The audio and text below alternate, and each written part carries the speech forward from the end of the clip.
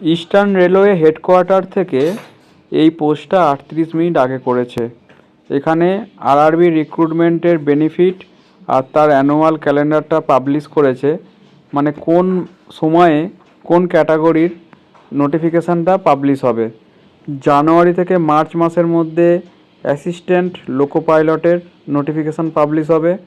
April থেকে June টেকনিশিয়ানের, July থেকে September non technical popular categories মানে এনটিপিসি গ্র্যাজুয়েট লেভেলের level 4, 5 and 6 and under graduate লেভেলের জুনিয়র ইঞ্জিনিয়ার প্যারামেডিক্যাল ক্যাটাগরি, এটা হচ্ছে ওই সময় পাবলিশ করবে নোটিফিকেশান। আর অক্টোবর থেকে ডিসেম্বরে লেভেল 1 আর মিনিস্টেরিয়াল অ্যান্ড আইসোলেটেড ক্যাটাগরিটা পাবলিশ করবে। আর 2 তারিখ 2/2/2024 এটা হচ্ছে এই ডেটে এটা এনারা তৈরি করে পোস্টটা করেছেন। Chairperson railway recruitment board RRB. RPF এর কিছু বলেন? আশা করছি আইসোলেটেড ক্যাটাগরি ওখানেই আরপিএফগুলো হবে।